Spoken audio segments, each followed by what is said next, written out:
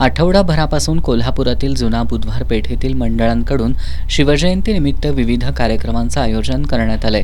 मात्र गेल्या 2-3 दिवसांपासून सिद्धार्थनगर परिसरात राहणाऱ्या दीपा सरनाईक देशपांडे या रात्रीच्या वेळी कार्यक्रमाच्या ठिकाणी येऊन मोठ्या आवाजात लाऊडस्पीकर का लावला अशी विचारणा करत मंडळाच्या पदाधिकाऱ्यांशी वाद घालून शिवीगाळ करतायत असा आरोप जुना बुधवार पेठ आणि सिद्धार्थनगर परिसरातील नागरिकांनी केलाय.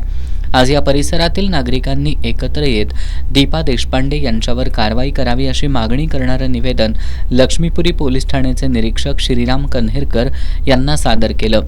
सिद्धार्थनगर परिसरातील सामाजिक कार्यकर्ते निशिकांत सरनाईक आणि स्वाती काळे यांनी जुना बुधवार पेठ आणि सिद्धार्थनगरमधील नागरिकांचे गेल्या अनेक वर्षाचे सलोख्याचे संबंध असल्याचं सांगितलं. या परिसरातील सर्व जाती धर्माचे लोक एकोप्यानं राहतात. मात्र शिवजयंतीनिमित्त आयोजित कार्यक्रमात अडथळा आणणाऱ्या दीपा देशपांडे यांच्यावर कारवाई करावी अशी मागणी निशिकांत सरनाईक आणि स्वाती काळे यांनी केली. सिद्धार्थनगर आणि जुना बुधवार पेठ हा सलोखा गेले कित्येक वर्षापासूनचा आहे की जिथं सिद्धार्थनगर आणि बुधवार पेठेतली मुलं असू देत, महिला असू देत, ज्येष्ठ नागरिक असू देत, हातात घालून जाणारी आमचे समाज आहे. 18 पगड जातींना घेऊन जाणारी बुधवार पेठ आहे. त्याच्यामुळे सिद्धार्थनगर आणि बुधवार पेठ ही कधीच वेगळी नाही आहे आणि असणार नाही आहे. त्यामुळे या महिलेने जो प्रकार केला आहे त्याला सर्व सिद्धार्थनगरपासून आम्ही हा निंदनीय प्रकार मानतो आणि त्या महिलेच्या विरोधात पोलीस प्रशासनाने योग्य ती कारवाई करावी अशी मी विनंती करतो. सिद्धार्थनगरमधील एका महिलेनं जी इथं वास्तविक राहायला आहे की नाही ते पण माहिती नाही, पण तिनं बुधवार पेठेत जाऊन शिवजयंती दिवशी जो नाहक त्रास दिला तिथल्या लोकांना आणि शिवजयंतीमध्ये व्यत्यय निर्माण करण्याचा प्रयत्न केला तो अतिशय निंदनीय प्रकार आहे. कारण छत्रपती हे आमचे आराध्य दैवत आहेत. जसं बाबासाहेबांना आम्ही म्हणतो महामानवांचे विचार एकच आहेत. सिद्धार्थनगर छोटा भाऊ आणि बुधवार पेठ मोठा भाऊ असं बंधुत्वाचं नातं पहिल्यापासून आहे आणि या बंधुत्वाच्या नात्यामध्ये कधीही वितुष्ट निर्माण झालेलं नाही आणि होणार पण नाही. कारण आतापर्यंत इतका मोठा प्रकार घडून सुद्धा ही बांधव आमचे मराठा बांधव इथं पण आलेत. आम्हाला सांगितलं हे सगळा प्रकार पोलीस प्रशासनाच्या समोर आणून दिला आणि सामंजस्याने जे काय आहे ते होईल असं म्हणून सांगितलं. त्यामुळं मराठा बांधवांना पण आम्ही आश्वासित करतो की इथून पुढं असा कोणताही प्रकार घडणार नाही आणि ह्या महिलेशी आमचा कोणताही संबंध नाही पूर्ण सिद्धार्थनगराचा.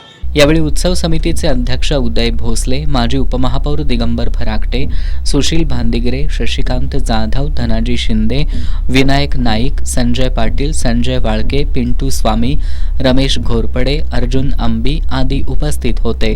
दरम्यान या प्रकरणी दीपा सरनाईक देशपांडे यांच्याशी संपर्क साधला असता त्यांनी या आरोपाचं खंडन केलंय.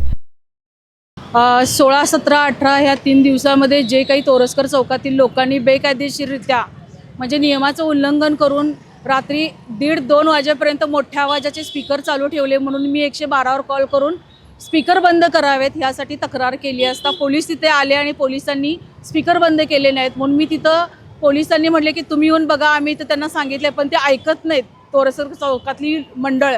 म्हणून मी पुरावा म्हणून पोलिसांचा आणि त्या मंडळातल्या लोकांनी जो काही मोठ्या आवाजात स्पीकर लावला होता त्याचं शूटिंग केलं. ते शूटिंग केलं म्हणून 400 ते 500च्या संख्येनं माझ्यावर महिला, मुलं, म्हातारी लोक मला जीव घेण्यासाठी माझ्या अंगावर धावून आले पोलिसांच्या समोर आणि माझ्याकडे हे सर्व काही व्हिडिओ आहेत त्यांच्या सगळ्या भांडणाचे आणि त्यांच्यावर रीतसर कारवाई मी करणार म्हणून तोरसकर चौकातल्या मंडळानं भिवून माझ्या विरुद्ध खोट्या तक्रारी इथं द्यायला आले होते. मी केस करू नये म्हणून मुद्दाम माझ्यावर खोटे आरोप ते करत आहेत आणि तसेच त्यांनी जे काही माझ्यावर खोटे आरोप केलेले आहेत त्यामध्ये कुठलीही सत्यता नाही आहे.